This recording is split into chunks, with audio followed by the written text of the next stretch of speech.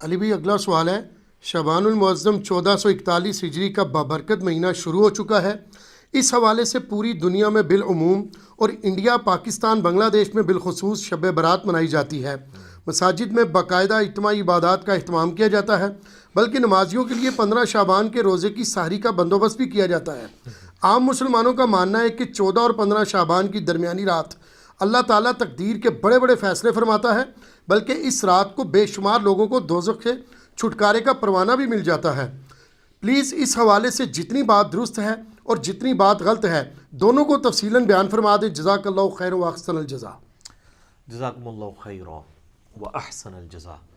میرے بھائیو، جہاں تک شعبان المعظم کے بابرکت مہینے کی عظمت کا تعلق ہے، خصوص بالخصوص اس میں رکھے گئے اور روزوں کی جو فضیلت ہے، تو اس پہ صحیح بخاری اور صحیح مسلم کی کئی احادیث گواہ ہیں، اس سے تو ہمیں کوئی انکار نہیں ہے، معاذ اللہ استغفر اللہ۔ ہم کیوں سچائی سے روگردانی کریں گے؟ لیکن اس کے برعکس جہاں تک 14 اور 15 شعبان المعظم کی درمیانی رات، جسے شب برات بھی کہتے ہیں، یہ برات عربی کا لفظ ہے، چھٹکارے کی رات، ان کا کلیم ہے کہ یہ جہنم سے چھٹکارے کی رات ہے۔ یہ لادہ بات ہے کہ جہنم سے چھٹکارے کی رات منا رہے ہوتے ہیں اور نیچے جہنم کی وہ چیز بھڑکا رہے ہوتے ہیں، پٹاخے اور انار اور پتہ نہیں کیا کچھ آگ والی چیزیں چھوڑ رہے ہوتے ہیں۔ اگرچہ اس عمل کو کوئی بھی مکتبہ فکر آن نہیں کرتا، لیکن بہرحال مسلمانوں میں کسی فرقے کے زیر اثر یہ بات آئی ہے نا، اور وہ اس فرقے والوں کو پتہ ہے، یہ وہی لوگ ہیں جو اپنی مسجدوں میں لائٹنگ کرواتے ہیں اس رات کو، اور ہم بھی اسی فرقے سے، بریلوی فرقے سے تعلق رکھتے تھے۔ ہم لوگ بھی بچپن میں یہ سارے پٹاخے چھوڑتے رہے، تو ہم نے ہندوؤں سے تو نہیں سیکھے تھے، ہم نے تو کبھی بھی ہندوؤں کے ساتھ وقت نہیں گزارا۔ اب آگے یہ تو دعوت اسلامی نے جب لوگوں کو ایجوکیٹ کیا کہ یار یہ غلط کر رہے ہو، یہ یعنی حرام ہے یہ کرنا، تو تب لوگ ایجوکیٹ ہوئے۔ اس وقت جو کچھ ہو رہا ہے، جس طرح ہندوؤں میں وہ دیوالی کے نام کے اوپر یا ہولی کے نام پہ جو تماشے ہو رہے ہوتے ہیں نا، وہ مسلمانوں میں شب برات کی رات کو ہو رہے ہیں، یہ ہوئے مسلم سکولرز کے ہی زیر اثر ہے، کیونکہ دین کے نام کے اوپر وہ رات منائی جا رہی ہوتی ہے نا۔ اب یہ اس سے انکاری ہو جائیں یا روگردانی کر لیں تو ان کا اپنا معاملہ ہے۔ تو اب اللہ کے فضل ہے کہ چونکہ ملک کی اکانومی ویسے ہی گر گئی ہے، اس لیے اتنا خرچہ کوئی کرتا نہیں ہے، تھوڑی لوگوں میں ایجوکیشن بھی آ گئی ہے۔ اب کچھ سالوں سے میں نے دیکھا یہ معاملہ آلموسٹ ایبسلیٹ ہو گیا، ختم ہو جا رہا ہے اللہ کے فضل سے۔ تو یہ جو شب برات کی جتنی بھی احادیث ہیں، ان میں سے کوئی بھی حدیث ہے بھی وہ گنتی کی ہیں، 5-6 احادیث ہیں، بلکہ وہ کہنا چاہیے کہ احادیث کیا ہیں، وہ یعنی سند کے ساتھ روایتیں بیان ہوئی ہیں نبی علیہ السلام کے ریفرنس سے، کوئی بھی اصول محدثین کے اوپر صحت کے درجے پہ نہیں ہے۔ لیکن اس ساری ڈسکشن کا سب سے خطرناک پہلو یہ ہے کہ شب برات کے بارے میں، یعنی 14 اور 15 کی درمیانی رات، جسے ہم 15ویں رات کہتے ہیں شعبان کی، جو کلیم کیا جا رہا ہے نا کہ اس رات میں تقدیر کے فیصلے ہوتے ہیں، رزق لکھ دیا جاتا ہے، کس نے مرنا ہے، کس نے پیدا ہونا ہے، یہ ساری باتیں لکھ دی جاتی ہیں، یہ سارے کے سارے کلیم، حتیٰ کہ یہاں تک کلیم کیا جاتا ہے جی قرآن 2 دفعہ نازل ہوا ہے، ایک دفعہ لوح محفوظ سے جو ہے وہ پہلے آسمان پہ، اور اس کے بعد پہلے آسمان سے نیچے، وہ کہتے ہیں وہ جو پہلے والا اوپر والا حصہ نازل ہوا ہے وہ بھی اس رات میں ہوا ہے۔ یہ سارے کے سارے کلیم قرآن کی روح سے بالکل غلط ہے۔ قرآن حکیم کو آپ پڑھیں گے تو یہ سارے کے سارے کلیمز آپ کو شب قدر کے بارے میں ملیں گے۔ قدر کا مطلب بھی ڈیسٹنی کی رات، جو رمضان المبارک کے آخری عشرے کی تاک راتوں میں آتی ہے، اور بخاری مسلم میں کئی احادیث اس کے اوپر گواہ ہیں، وہ میں اینڈ پہ انشاءاللہ بیان بھی کر دوں گا۔ تو قرآن کی روح سے تو یہ شب برات کے بارے میں جو کچھ کلیم کیا جا رہا ہے وہ بالکل غلط ہے، قرآن سے ہی ٹکراتا ہے۔ یہی تو ہم کہتے ہیں کہ صحیح احادیث قرآن کے خلاف نہیں ہوتی ہیں، ہمیشہ جعلی روایتیں، ضعیف روایتیں یہ قرآن کے خلاف جا رہی ہوتی ہیں، تو ہم مانتے بھی نہیں ان کو، الحمدللہ۔ میرے بھائیوں، جہاں تک اہل تشیع کا تعلق ہے، 15 شعبان کی رات آپ کو پتہ وہ بھی منا رہے ہوتے ہیں، دیگیں کھڑک رہی ہوتی ہیں، ایسے پورا سال ہی دیگیں کھڑکاتے رہتے ہیں۔ شیعہ کو جو شیطان نے دیگیں کھڑکانے کے اوپر لگا دیا ہے نا، جن کو یہ سارا خلافت اور ملوکیت کا سسٹم سمجھ تھا، سنی تو بیچارے رہی اس مسئلے سے نابلد رہے نا، تو ان کو شیطان نے اس سمجھ کے باوجود وہ دیگیں کھڑکانے کے اوپر لگا دیا، پورا سال کوئی نہ کوئی ایونٹ کرتے رہتے ہیں۔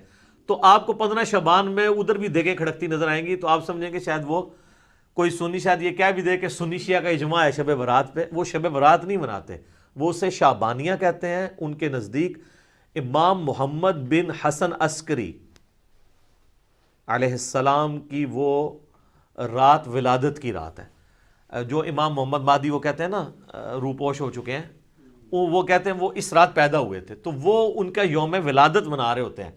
اس شب برات کو وہ بھی نہیں مانتے, وہ اس کو شعبانیہ کہہ کے منا رہے ہوتے ہیں. تو یہ میں نے کلیریفیکیشن ضروری سمجھی اس حوالے سے, بعض اوقات ذہن میں آ جاتا ہے نا. شب برات سے ریلیٹڈ میں نے مسئلہ نمبر نیو 44 بڑا ڈیٹیل ریکارڈ کروا دیا تھا 2017 کے اندر, 8 سے آلموسٹ 3 سال پہلے. نیٹی گریٹی اس تک کور کی تھی. اب میں وہ ساری کور کروں تو کم از کم 2 گھنٹے چاہیے. میں موٹی موٹی باتیں مقدمے کے طور پہ آپ کے سامنے رکھ دوں گا تاکہ آپ کو معاملات کلیئر ہو جائیں. سب سے پہلے تو شعبان المعظم کی فضیلت, اس کے اوپر ہم ڈسکشن کرتے ہیں خصوصاً روزوں کے اعتبار سے. تو اس حوالے سے صحیح بخاری اور صحیح مسلم کی متفق علیہ حدیث ہے. سیدہ عائشہ سلام اللہ علیہا کہتی ہیں کہ اللہ کے محبوب صلی اللہ علیہ وآلہ وسلم رمضان کے سوا کسی اور مہینے میں کثرت سے روزے نہیں رکھتے تھے سوائے شعبان کے. یعنی رمضان کا تو پورا مہینہ ہوتا تھا, اس کے علاوہ سب سے زیادہ روزے جس مہینے میں رکھتے تھے وہ کون سا مہینہ ہوتا تھا؟ شعبان کا. حتیٰ کہ صحیح مسلم میں ہی ایک اور حدیث ہے, یہ پہلی حدیث تو متفقن علیہ تھی. متفقن علیہ کا مطلب ہے دونوں میں, بخاری مسلم میں. مسلم شریف میں ایک حدیث ہے, اما عائشہ کہتی ہیں کہ نبی صلی اللہ علیہ وآلہ وسلم بعض اوقات شعبان کا پورا مہینہ ہی روزے رکھتے تھے, کانٹینیوس پورا مہینہ. یعنی اتنی آپ کو محبت تھی شعبان کے روزوں سے. حتیٰ کہ بخاری اور مسلم میں ایک حدیث ہے, سیدہ عائشہ کہتی ہیں رمضان کے مہینے میں میرے جو روزے پیریڈز کی وجہ سے, حیض کی وجہ سے چھوٹ جاتے تھے نا, تو مجھے پورا سال موقع نہیں ملتا تھا کہ میں روزوں کی قضا دوں سوائے شعبان کے, کیونکہ شعبان میں نبی صلی اللہ علیہ وآلہ وسلم خود روزہ رکھتے تھے, تو مجھے موقع مل جاتا تھا کہ میں اپنے روزوں کی قضا کر لیتی تھی. اب سیدہ عائشہ نے کوڈ ورڈز میں بات کی ہے, لیکن اسی حدیث میں بخاری مسلم میں وہ جو حدیث کا راوی ہے وہ کہتا ہے کہ اما عائشہ یہ کہنا چاہ رہی ہیں کہ نبی علیہ السلام کی مشغولیت کی وجہ سے میں روزوں کی قضا نہیں دے پاتی تھی. اور اس کو سپورٹو وہ بخاری مسلم کی حدیث ہے. نبی صلی اللہ علیہ وآلہ وسلم نے فرمایا کہ کوئی عورت اپنے خاوند کی اجازت کے بغیر نفلی روزہ نہ رکھے, یہ اس کے لیے حلال ہی نہیں ہے. مراد یہ کہ دن کے وقت بھی میاں بیوی ازدواجی تعلق قائم کر سکتے ہیں. تو جو اما عائشہ کہتی ہے نا کہ میں نہیں تھی رکھ سکتی, یعنی نبی علیہ السلام کی اجازت نہیں ہوتی تھی, تو یہ جو لوگوں میں مشہور ہے کہ جی دن کے وقت کوئی ازدواجی تعلق میاں بیوی قائم نہیں کر سکتے, تو اس کی بھی نفی بخاری مسلم کی احادیث کی روشنی میں ہو گئی الحمدللہ. اب یہ روزے رکھنے کی وجہ کیا تھی, اس کو سپورٹو وہ حدیث ہے شعبان کے حوالے سے, سنن نسائی میں انٹرنیشنل نمبرنگ کے مطابق 2359 اور مشکات المصابی میں فٹ نوٹ پہ لکھی ہے 1305 نمبر جو حدیث ہے مشکات میں, اس کے فٹ نوٹ پہ شیخ زبیر علی صاحب نے اس حدیث کی تصحیح کی ہے, اور اس حدیث کو شیخ البانی نے بھی صحیح کہا ہے. کون سی حدیث؟ جو سنن نسائی میں 2359 نمبر ہے, کہ اسامہ ابن زید کہتے ہیں کہ ہم نے نبی علیہ السلام سے پوچھا اے اللہ کے محبوب صلی اللہ علیہ وآلہ وسلم, ہم نے آپ کو شعبان کے مہینے میں اتنے کثرت سے روزے رکھتے ہوئے دیکھا ہے کہ رمضان کے سوا کسی اور مہینے میں اتنے روزے نہیں رکھتے, تو اس کی وجہ کیا ہے؟ تو آپ صلی اللہ علیہ وآلہ وسلم نے فرمایا کہ یہ جو مہینہ ہے جو رجب اور رمضان کے درمیان آتا ہے. یہ آپ نے بات کیوں کی؟ رجب حرمت والا مہینہ اور رمضان ویسے ہی فضیلت والا مہینہ. تو حضور بتانا چاہ رہے ہیں کہ یہ 2 فضیلت والے مہینوں کے سینٹر میں جو مہینہ آتا ہے نا, یہ بھی بہت فضیلت والا ہے. یہ جو مہینہ رجب اور رمضان کے درمیان آتا ہے, لوگوں کی اکثریت اس کی عظمت سے غافل ہے, جبکہ یہ ایسا مہینہ ہے کہ جس میں نامہ اعمال اللہ کے حضور پیش ہوتے ہیں, اور میری خواہش ہے کہ جب میرا نامہ اعمال پیش ہو رہا ہو تو میں روزے کی حالت میں ہوں. اچھا, اس سے یہ بات پتہ چل گئی کہ یہ بڑا اچھا موقع تھا کہ اللہ کے نبی کہہ سکتے تھے کہ 15 شعبان کی جو رات ہے نا, شب برات, اس رات میں نامہ اعمال پیش ہوتے ہیں, تو پھر ایک ہی روزہ رکھنا پڑتا. آپ پورا مہینہ رکھ رہے ہیں, کسی بھی وقت پیشی ہو سکتی ہے. یہ بھی اس بات کو سپورٹو ہے یہ والی حدیث. اچھا, یہ جو نامہ اعمال پیش ہوتے ہیں نا, تو صحیح مسلم میں اور جامعہ ترمذی میں حدیث ہے, نبی علیہ السلام نے فرمایا کہ ہر پیر اور ہر جمعرات کو بھی نامہ اعمال اللہ کے حضور پیش ہوتے ہیں.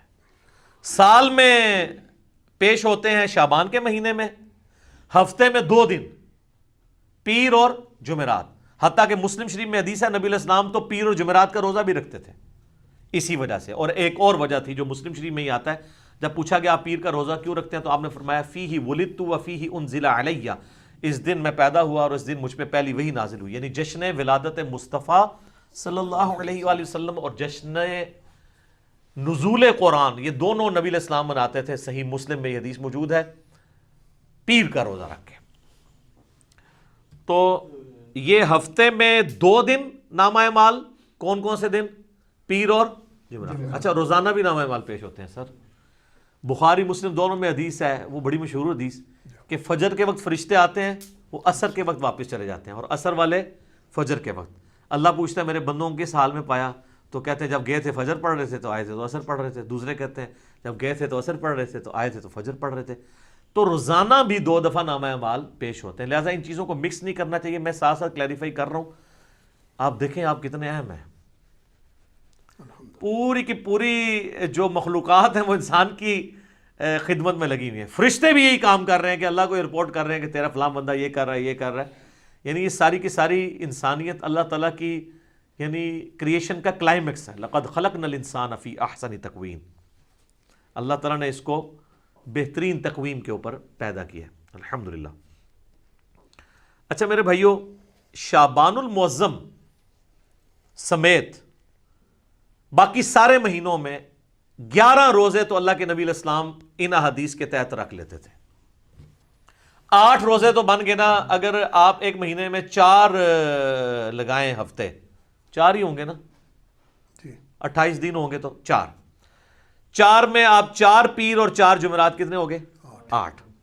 اور 3 روزے ایام 20 کے, جب چاند گول ہو جاتا ہے 13, 14 اور 15 چاند کی, ایام 20 کا روزہ اسے کہتے ہیں, جب خوب روشن ہو. یعنی اس کو روشنی کے لیے لفظ 20 کا لفظ استعمال ہوتا ہے. عربی میں کہیں گے تو بعد ہے, بیض بنے گا, اور اردو میں ایام 20. تو وہ 13, 14, 15 کے, اس کو سپورٹیو حدیث ہے, بخاری مسلم دونوں میں ہے. سیدنا ابو ہریرہ کہتے ہیں مجھے نبی صلی اللہ علیہ وآلہ وسلم نے وصیت کی تھی 3 کاموں کی. نمبر 1 مہینے میں 3 روزے, نمبر 2 روزانہ اشراق کی نماز, اسی کو چاشت بھی کہتے ہیں, اسی کو دوحہ بھی کہتے ہیں, اسی کو اوابین بھی کہتے ہیں. یہ جو مغرب والی اوابین ہے نا, یہ بابوں کی ہے. تو پھر ہم کیوں نہ عرض کریں کہ مرنے سے پہلے ہے مسلمان, کر لے اس پہ غور. کتابوں کا خدا اور ہے, بابوں کا خدا اور. مسلم شریف میں اوابین کی نماز چاشت اور اشراق کی نماز کو کہا گیا, توبہ کرنے والوں کی نماز.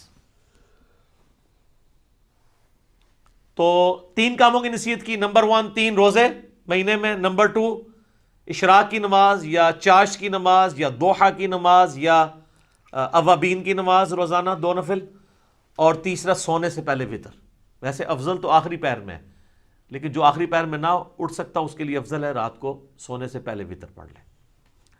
صحیح مسلم میں حدیث ہے, اما عائشہ کہتی ہے کہ نبی علیہ السلام کم از کم مہینے میں 3 روزے ضرور رکھا کرتے تھے, اور بعض اوقات اس چیز کی بھی پرواہ نہیں کرتے تھے کہ وہ دن کون سے ہیں. یعنی عمومی عمل تو 13, 14, 15 کا تھا, اس کے علاوہ بھی آپ 3 کی گنتی آپ نے پوری کرنی ہوتی تھی اگر کبھی رہ بھی جائیں, لیکن عمومی عمل وہی تھا. اس کو سپورٹیو حدیث سنن نسائی میں ابن عباس رضی اللہ تعالیٰ عنہ کہتے ہیں کہ نبی علیہ السلام سفر میں بھی اور حضر میں بھی ایام 20, 13, 14, 15 کے روزہ نہیں چھوڑتے تھے. یعنی آپ علیہ السلام کو ان روزوں سے اتنی محبت تھی. اور بخاری اور مسلم دونوں میں حدیث ہے کہ مہینے میں 3 روزے رکھنے والا, یہ ایام 20 کے, خواہ وہ 13, 14, 15 کو رکھ لیے جائیں یا کبھی کسی بھی وقت رکھ لیے جائیں, یہ بھی آسانی دے دی ہے. پورے مہینے میں کبھی 3 کی گنتی, چاہے کٹھی پوری کریں, الگ کر کے پوری کریں. بخاری مسلم کے الفاظ ہیں جو یہ 3 روزے رکھ لے گا وہ گویا ایسا ہے کہ اس نے ہمیشہ کے روزے رکھے ہیں. سبحان اللہ, لیکن مشکل ہے یہ کام بھی. 36 روزے یہ بھی بن جاتے ہیں سال کے, تو آڑے سے سان کام دس دینے. تو صحیح مسلم میں, جامعہ ترمذی میں, سنن ابی داؤد میں, سنن نسائی میں, سنن ابن ماجہ میں, 5 کتابوں میں, یہ جو 6 پڑھی ہیں نا, مشکات میں بھی آ گیا, وہ تو اسی کے نوٹس ہیں نا. یہ جو آپ کے سامنے 7 کتابیں پڑھی ہیں اس میں سے صرف بخاری کو نکال دیں, باقی ساری کتابوں میں حدیث ہے انکلوڈنگ صحیح مسلم کہ نبی علیہ السلام نے فرمایا جس نے رمضان مبارک کے روزے رکھے اس کے بعد شوال کے 6 روزے رکھ لیے, وہ گویا ایسا ہے کہ اس نے زمانے بھر کے, پورے سال کے, پوری زندگی کے روزے رکھ لیے. الحمدللہ, کتنی بڑی آسانی ہے. اور اس میں یہ بھی شرط نہیں ہے کہ آپ نے 7 ہی شروع کرنے ہیں, اور یہ بھی شرط نہیں کہ ایک ساتھ رکھ لیں باقی بعد میں رکھ لیں. پورے مہینے میں جس وقت مرضی رکھ لیں.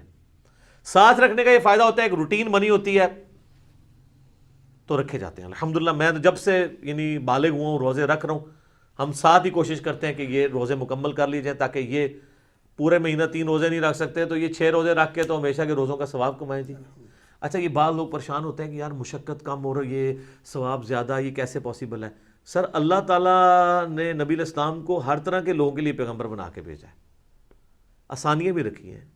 ایک آپ کو اور بڑی آسانی بتاؤں جو میں اس کو آج فیل کر سک رہا ہوں, میری سالوں روٹین تھی, یہ میں کوئی تکبر کے طور پہ نہیں بتا رہا, صرف سمجھانے کے لیے. فجر سے اشراق تک مسجد میں بیٹھنے کی ایک بڑا پرسکون وقت ہوتا ہے, بندہ اذکار کر لیتا ہے. لیکن جب سے یہ آپ کو پتہ ہے دعوت کے والے سے ازمائش شروع ہوئی ہے تو اب تو یہ امپاسبل ہو گیا. تو ہمارے لیے پھر وہ آسان وظیفہ ہے. صحیح مسلم میں حدیث ہے, سیدہ جویریہ نبی علیہ السلام کی بیوی, نبی علیہ السلام ایک دفعہ, آپ کی بھی عادت تھی, صحیح مسلم شریف میں ہی آتا ہے, آپ علیہ السلام مسجد میں بیٹھے رہتے تھے حتیٰ کہ سورج انتہائی بلند ہو جاتا, اور صحابہ کے الفاظ ہیں کہ آپ مجلس کیا کرتے تھے. میں نے اسی سے اپنی نام مجلس رکھا تھا. مجلس نمبر 1 میں نے حدیث بھی بتائی تھی مسلم شریف کی. اور اس دوران ہم زمانہ جاہلیت کے واقعات کو یاد کر کر کے نا ہنسا کرتے تھے. نبی اسلام ہی ہمارے ساتھ مسکرا دیتے تھے کہ اسی فلانے دربار تے دیگاں چڑھا دے سا. آج کے دور میں, اس وقت بتوں میں چڑھائی جاتی تھی نا, تو حضور بھی یعنی وہ کہتے تھے شکر اللہ نے ہمیں ہدایت دی. تو صحیح مسلم ایک حدیث ہے کہ نبی علیہ السلام ایک دفعہ نماز پڑھ کے, آپ کو کہیں کام تھا, آپ گھر آئے پھر کہیں گئے, تو جاتے وقت آپ نے دیکھا کہ سیدہ جویریہ آپ کی بیوی جو ہے وہ مصلی پہ بیٹھی ہیں. آپ کافی دیر بعد واپس آئے, سورج کافی بلند ہو چکا تھا. تو آپ نے کہا تم صبح سے ابھی تک بیٹھی ہو؟ کہا یا رسول اللہ. فرمایا دیکھو تم صبح سے بیٹھی ہو اور میں نے تمہارے آنے کے بعد 4 کلمات 3 دفعہ پڑھے اور مجھے تم سے زیادہ ثواب مل گیا. ان کو یا رسول اللہ کون سے؟ فرمایا سبحان اللہ وبحمدہ عدد خلقہ ورضا نفسہ وزینت عرشہ ومداد کلماتہ. سبحان اللہ وبحمدہ کے ساتھ یہ 4 کلمات, یہ 3 دفعہ پڑھنے ہیں. صبح شام کے اذکار میں بھی ہم نے ڈالی ہوئی حدیث صحیح مسلم کی. تو مجھے اس سے زیادہ ثواب مل گیا. اچھا مجھے بتائیں, نبی علیہ السلام کوئی نعوذ باللہ سست تھے دعوت کے حوالے سے, دین کی پریکٹس کرنے کے حوالے سے؟ تو اگر حضور علیہ السلام کو یہ ثواب مل رہا ہے تو مجھے آپ کو کیوں نہیں ملے گا؟ Point to be noted. وہ تو ڈیڈیکیٹڈ تھے نا دین کے لیے, وقف تھے نا, اللہ کے پیغمبر تھے. اگر یہ سب کچھ ہونے کے باوجود وہ بھی یہ سکپ کریں اور ان کو ثواب ملے, ہم تو پھر بھی اپنی دنیاوی کمزوریوں کی وجہ سے, مجبوریوں کی وجہ سے یعنی یہ اہتمام نہ کر سکیں تو ہمیں تو بدرجہ اولیٰ مل جائے گا, تو یہ ثواب اس سے زیادہ ثواب مل جائے گا. تو یہ اللہ تعالیٰ نے آسانیاں رکھی. میں نے اس لیے بتایا کہ وہ شوال کے 6 روزے 3 روزوں کے ایکویلنٹ کس طرح بن جائیں گے, ہر مہینے کے 3 روزے, تو یہ اللہ تعالیٰ نے آسانیاں رکھی ہوئی ہیں, آپ کو ثواب مل جائے گا. صحیح مسلم شریف میں حدیث ہے نا, تم میں سے کسی کی استطاعت ہے کہ وہ 3 قرآن روزانہ پڑھ لے ایک شب میں؟ صحابہ نے کہا یہ کون کر سکتا ہے؟ یہ تو صوفیاء ہی کر سکتے ہیں. یعنی میں آج کے دور میں بات کر رہا ہوں, 8 قرآن تے 3 قرآن تے 61 قرآن تے وہ جو فضائل مال میں اتنی کہانی ہے. تو وہ میری آپ مجلس نمبر 100 دیکھ لیں, کتابوں کا خدا اور بابوں کا خدا. تو آپ نے فرمایا سورہ اخلاص پڑھ لو, 3 قرآن کے برابر ہے. تو اب 3 قرآن کے برابر آپ کو ثواب, 10 پاروں کے برابر ثواب ملتا ہے. اللہ سے اچھا گمان رکھیں. بخاری مسلم میں حدیث ہے, میں اپنے بندے کے گمان کے قریب ہوں, جیسا وہ میرے بارے میں گمان کرے تو انشاءاللہ ثواب تو ملے گا. یہ اللہ تعالیٰ نے آسانیاں بھی رکھی ہیں, اللہ تو سب کہنا ہے جی الحمدللہ. اچھا یہ ایام 20 کے روزوں سے ایٹ لیسٹ یہ تو آپ کو اندازہ ہوا کہ 15 شعبان کا روزہ تو ویسے ہی سنت بن گیا, کیونکہ 15 تو ایام 20 میں آتی ہے نا, 13 14 15. 15 شعبان کا روزہ شب برات والی روایتیں ثابت نہ بھی ہوں, الگ سے بھی بخاری مسلم کی احادیث کی روشنی میں جتنی میں نے بیان کی, ایام 20 کے روزوں میں سے تو ایک روزہ آتا ہے. لیکن یہ ایک ایسا خاص روزہ ہے, اس کی اسپیشلٹی علیحدہ سے بھی احادیث میں آئی ہے اور بخاری مسلم میں آئی ہے. ایک حدیث ہے بخاری اور مسلم میں, ایک صحابی سے نبی علیہ السلام نے سوال کیا, اصمت من سرر شعبان, کیا تو نے شعبان کے سرر کا روزہ رکھا ہے؟ انہوں نے کہا نہیں یا رسول اللہ. تو آپ نے فرمایا اب جب رمضان گزر جائے تو شوال کے مہینے میں 2 روزے رکھ لینا. اچھا یہ سرر کا جو لفظ استعمال ہوا ہے نا, اس کا معنی عربی میں کنارہ بھی بنتا ہے, اردو میں بھی آپ سرا, سرر, اور سینٹر بھی بنتا ہے. اس حدیث میں کلیئر نہیں کہ نبی علیہ السلام کس روزے کی بات کر رہے تھے، پہلے اشرے کا آخری روزہ یا آخری اشرے کا آخری روزہ یا درمیانے کا آخری روزہ یا درمیان والا روزہ، کون سا روزہ؟ اس کو سپورٹیو ایک حدیث ہے صحیح مسلم میں 2745 انٹرنیشنل نمبر کے مطابق، اس میں الفاظ ہیں کہ سرتی ھذا الشہر، اس مہینے شعبان کے جو سرہ کا، سرہ کسے کہتے ہیں عربی میں؟ ناف کو، نیول، وہ نا فوق السرہ اور تحت السرہ، ناف کے نیچے ناف کے اوپر، اللہ سرہ نہیں ہے، فوق ہے، فوق اینو کہتے ہیں، اللہ ہوندا ہے ایگزیکٹ، اپون اینڈ بلو، نٹ آن، تو یہ بھی آلموسٹ سینٹر آف گریوٹی بن رہا ہوتا ہے جسم کا سینٹر، تو ناف کا، شعبان کے ناف کا روزہ رکھا ہے،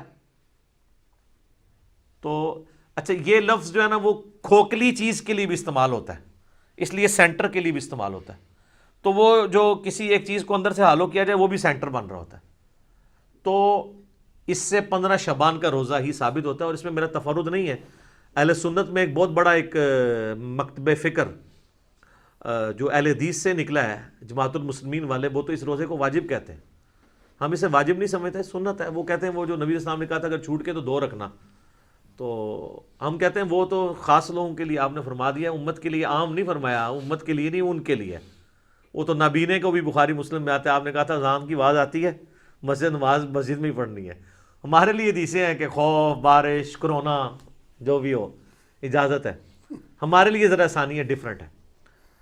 تو دوسری طرف جو لوگ ہیں نا 15 شعبان کے روزے کے مخالف، وہ کہتے ہیں کہ جی یہ دیکھیں نا جی، یہ وہ ایام 20 کا روزہ آپ 15 کا رکھتے تھے، 15 شعبان کا نہیں رکھتے، چلو سر آپ 15 شعبان کی نیت نہ کریں، ایام 20 کی کر لیں، کہتے ہیں اس لیے اس کے ایکویلنٹ 2 رکھوائے جا رہے ہیں، تو سر 3 کے ایکویلنٹ 2 نہ رکھوائے جاتے ہیں، ایام 20 تو 3 ہے، تو آپ کہتے ہیں کہ 3 روزے رکھو شوال میں، ایک کے بدلے 2 رکھوائے پلنٹی کے طور پہ، تو 15 شعبان کے روزے کی بات، ویسے تو آپ رکھیں 13 14 15 تینوں، لیکن ایٹ لیسٹ 15 کا تو رکھیں، ہماری تو کوشش ہوتی ہے کہ رکھا جائے، یہ روزہ رکھا جائے، ثواب اس کی فضیلت حاصل کی جائے، نبی علیہ السلام کا پسندیدہ ہے۔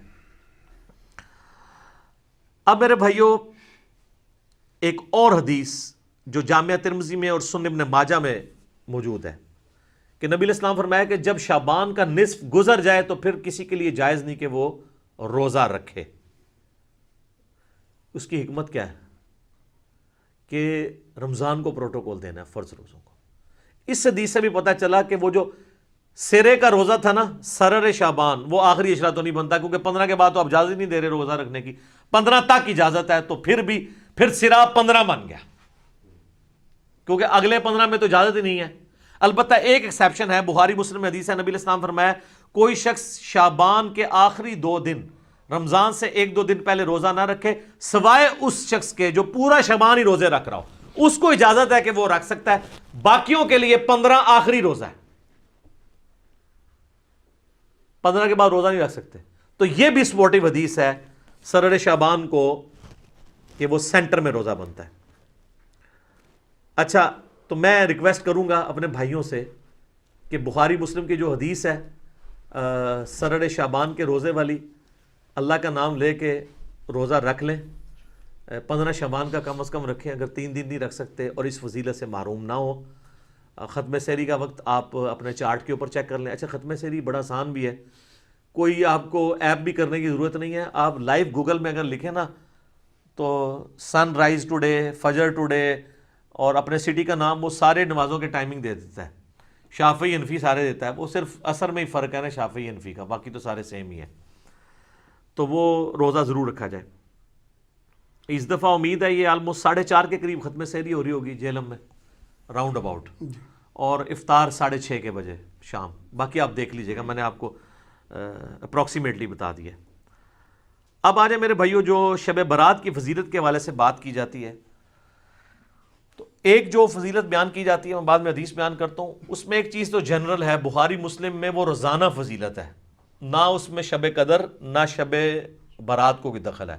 بخاری مسلم دونوں میں حدیث ہے کہ اللہ تعالیٰ آخری تہائی رات میں، یعنی اگر رات ہے نا 8 گھنٹے کی، تو آخری آپ سمجھ لیں آلموسٹ 2.5 گھنٹوں میں، 2.75 گھنٹوں میں، اور رات ہوتی ہے غروب آفتاب سے لے کے فجر کا وقت داخل ہونے تک، آخری 1/3 حصہ جب فجر کے ہونے میں رہ جاتا ہے تو اللہ تعالیٰ آسمان دنیا پہ نزول فرماتا ہے جیسا کہ اس کی شان کے لائق ہے، اور فرماتا ہے، ندا دیتا ہے کہ ہے کوئی مجھ سے بخشش کا طلبگار کہ میں اسے بخش دوں، ہے کوئی مجھ سے مانگنے والا کہ میں اسے عطا کروں، اور یہ ندا آتی رہتی ہے حتیٰ کہ فجر کا وقت داخل ہو جائے۔ تو یہ تو روزانہ ہو رہا ہے، اس میں نہ رمضان کی لیلۃ القدر کو کوئی دخل ہے، نہ ان کی بنائی ہوئی شب برات کو کوئی دخل ہے، یہ تو روزانہ ہی ہے شب قدر، البتہ آخری تہائی رات میں۔ شب قدر جو رمضان والی فضیلت ہے وہ یہ ہے کہ غروب آفتاب سے لے کے فجر تک پوری رات وہ رہتی ہے فضیلت، تو وہ تو ایک رات ہے نا، باقی تو ہر رات میں اللہ تعالیٰ آسمان دنیا میں نزول فرماتا ہے جیسا کہ اس کی شان کے لائق ہے۔ اس کی کوئی تفصیل نہیں کہ جی آج جناب امریکہ میں اس وقت دن ہے تو ادھر رات ہو گئی ہے تو کتنے ہے، یہ متشابہات ہیں، یہ ہمارے فریم آف ریفرنس سے بات ہے، باہر ہیں یہ چیزیں، ان کے اوپر، ان باتوں کے اوپر ہمیں ڈسکشن سے منع کیا گیا ہے، متشابہات کے اوپر۔ سورہ ال عمران کی آیت نمبر 7 ہے کہ جن لوگوں کے دلوں میں ٹیڑھ پن ہوتا ہے وہ متشابہات کے پیچھے لگتے ہیں۔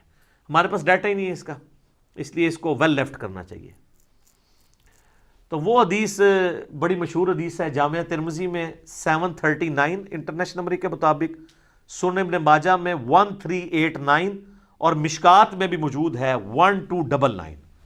اور اس حدیث کے ساتھ مزے کی بات ہے، امام ترمذی نے اس کے اوپر جرا کر کے ساتھ لکھا ہے یہ روایت منقطع ہے، نہ تابعی کی ملاقات تبع تابعی سے ثابت ہے، نہ تابعی کی ملاقات صحابی سے ثابت ہے، دو انقطاع ہیں۔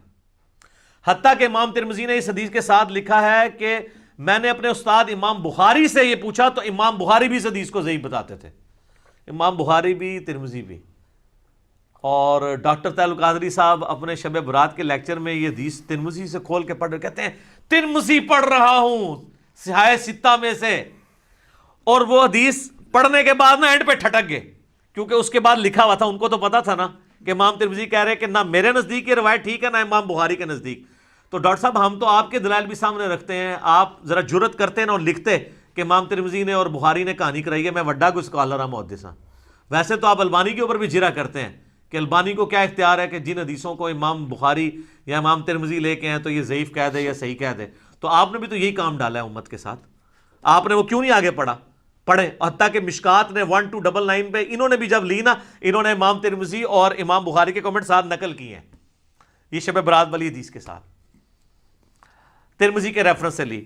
739 ترمذی، سنن ابن ماجہ 1389، مشکات 1299، وہ بڑی مشہور حدیث کے سیدہ عائشہ کہتی ہیں، یہ روایت مطلب کمزور ہے، میں بیان کر رہا ہوں۔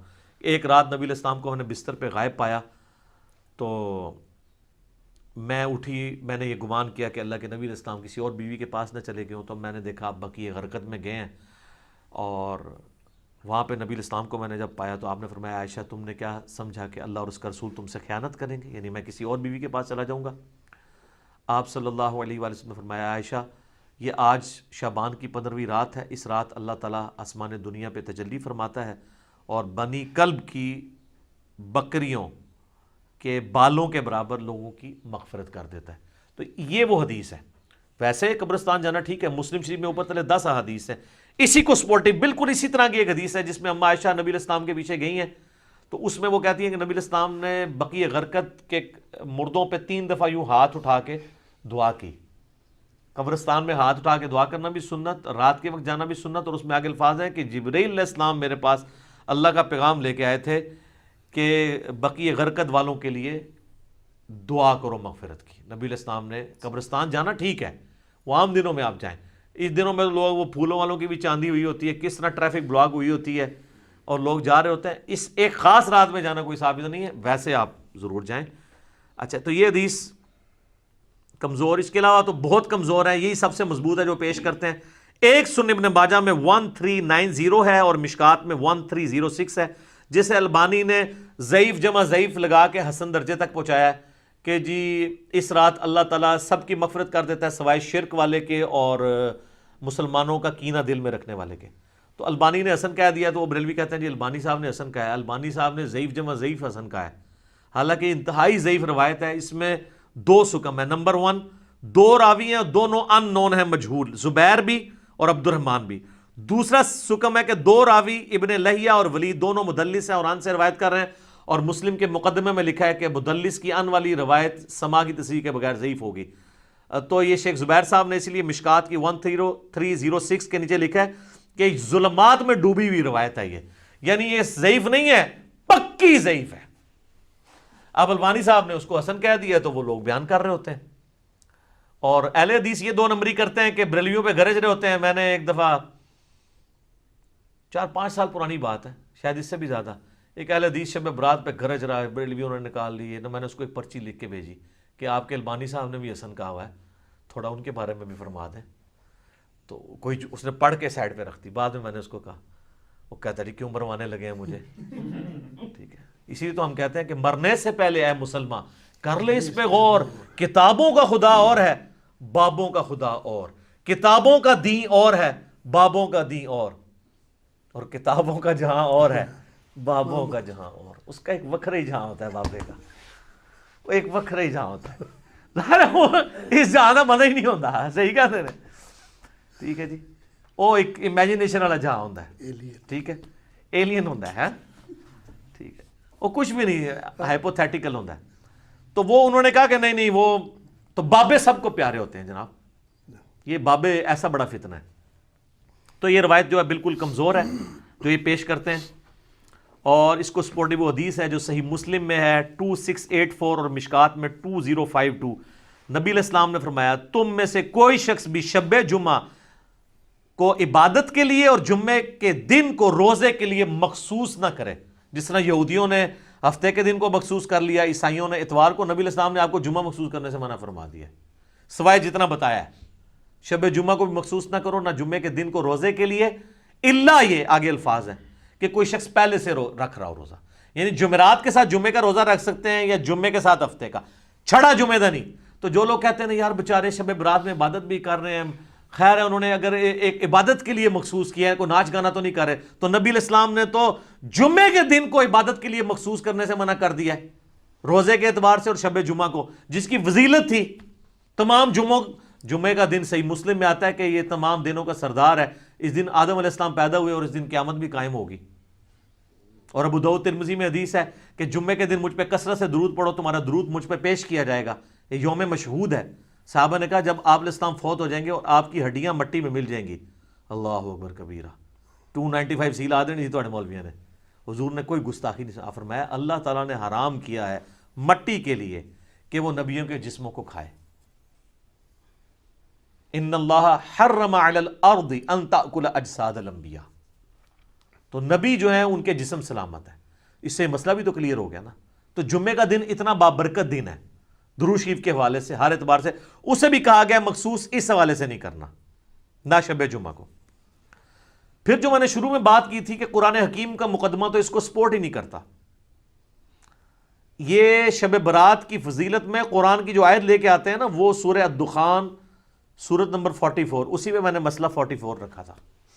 اس کی شروع کی 6 آیات، اعوذ باللہ من الشیطان الرجیم، حامیم والکتاب المبین انا انزلناہ فی لیلۃ مبارکۃ انا کنا منذرین فیہا یفرق کل امر حکیم.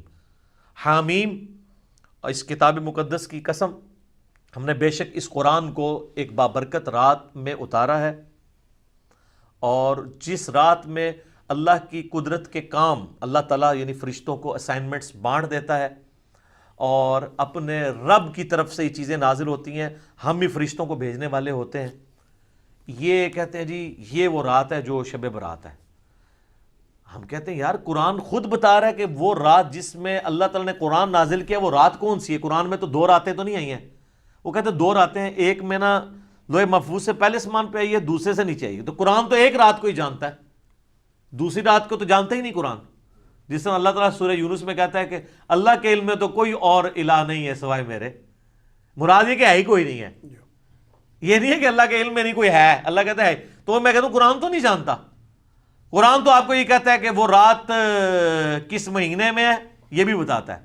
سورۃ البقرہ آیت نمبر 185، شہر رمضان الذی انزل فیہ القرآن انزل فیہ القرآن ھدی للناس وبینات من الہدی والفرقان.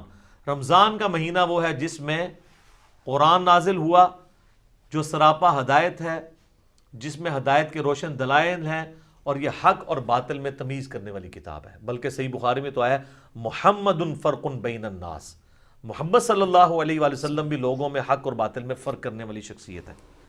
تو یہ آ گیا، اور اسی پہ اللہ نے نہیں چھوڑا صرف رمضان میں، بلکہ یہ بھی بتا دیا کہ سورۃ القدر سورت نمبر 97 پوری کی پوری نازل کر کے یہ بھی بتا دیا کہ رمضان کا وہ دن نہیں تھا بلکہ رمضان کی رات تھی جس میں اللہ تعالیٰ نے اس قرآن کو نازل فرمایا۔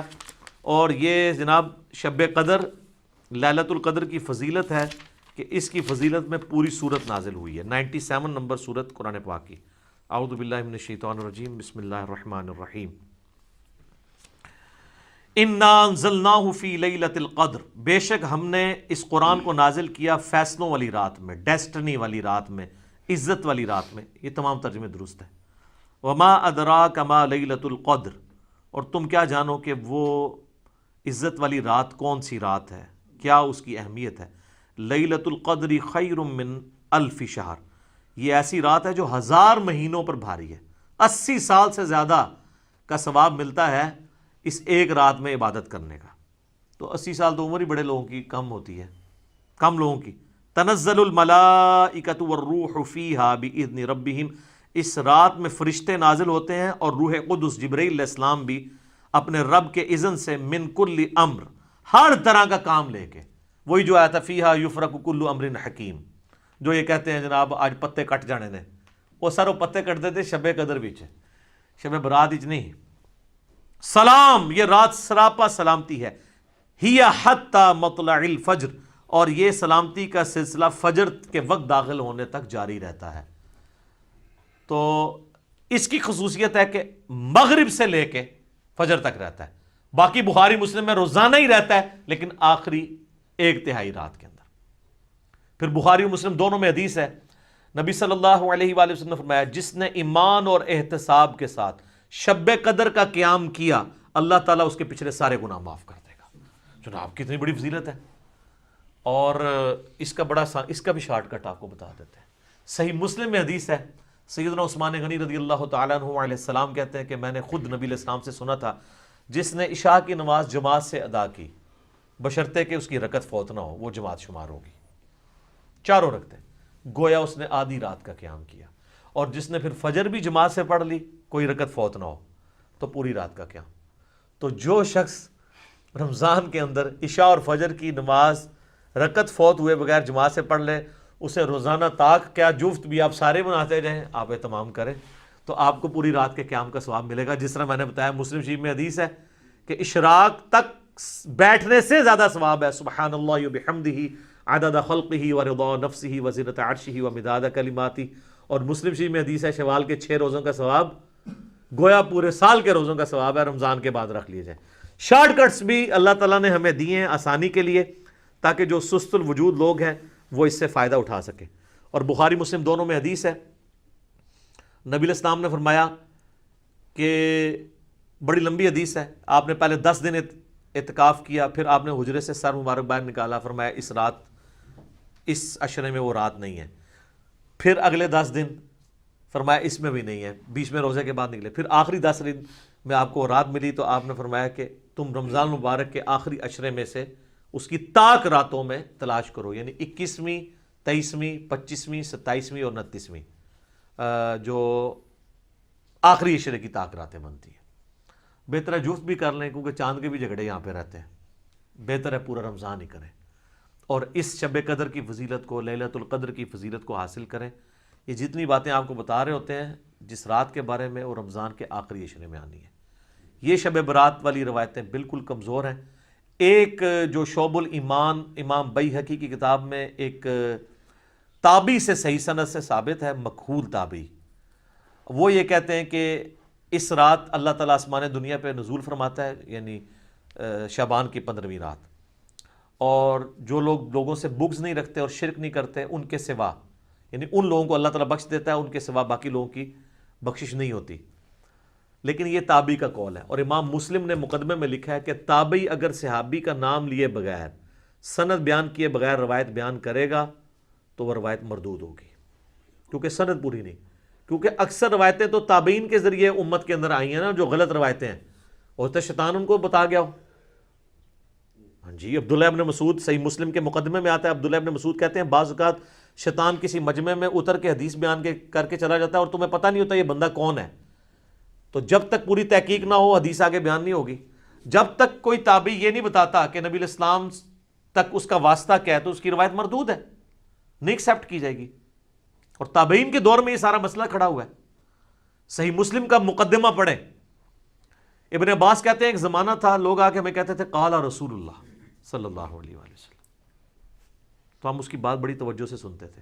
لیکن جب سے لوگوں نے حدیثیں گھڑنی شروع کی ہیں ابن عباس کے زمانے میں، اب ہم صرف اسی حدیث کو غور سے سنتے ہیں جو ہمیں پہلے پتا ہو، ادروائز ہم حدیث نہیں سنتے، کیونکہ لوگوں نے حدیثیں گھڑنا شروع کر دی ہیں. تو امام مسلم نے یہ مقدمہ 92 روایات لکھی ہیں کہ میں یہ مسلم شریف کیوں لکھ رہا ہوں، لوگوں نے کہانیاں بنانی شروع کر دی ہیں. اتنی بڑی کہانی کہ تابعین کی موجودگی میں ایک شخص آگے کہتا ہے کہ ابن مسعود جب جنگ صفین کے موقع پہ ہمیں ملنے آئے تو انہوں نے ہم سے ایک حدیث بیان کی. تو وہ کہتا ہے، دوسرے تابعین کہتے ہیں کہ یہ ابن مسعود رضی اللہ تعالیٰ عنہ قبر سے باہر نکل آئے تھے اور حدیث بیان کر کے تمہیں چلے گئے. وہ تو 33 ہجری کے اندر فوت ہو چکے تھے اور جنگ صفین ہوئی ہے 37 ہجری کے اندر. تو ابن مسعود قبر سے آگے کیسے بیان کر کے چلے گئے؟ اب ان کو کوئی بتایا کہ جناب سر تو آڈے بعد جو کام پہ آ جائے نا، وہ کہتے ہیں جناب امام جعفر صادق علیہ السلام نے نعوذ باللہ قبر سے نکل کے 40 سال کے بعد بايزید کو بیعت کیا، بايزید نے 90 سال بعد نکل کے ابو الحسن خرقانی نو بیعت کیتا، اور ویسی سلسلہ چلتا ہے. سب کہانیاں جھوٹ، سب فراڈ چل رہا ہے. تو جب ہم اس پہ بولتے ہیں تو ان کو غصہ آتا ہے، تو ہم پھر عرض ہی کر سکتے ہیں کیا کہ مرنے سے پہلے اے مسلمان کر لے اس پہ غور، کتابوں کا خدا اور ہے، بابوں کا خدا اور یقین جب جان لے ایک دفعہ بھی تو نے کبھی زندگی میں سے سیریس لیا نا ہماری صدا کو، اور مجلس 100 تو نے دیکھ لی، تیرے اندر سے پھر آواز نکلے گی کیا کہ نہ میں وابی نہ میں بابی، میں ہوں مسلم علمی کتاب. ٹھیک ہو گیا جی، جزاکم اللہ خیر.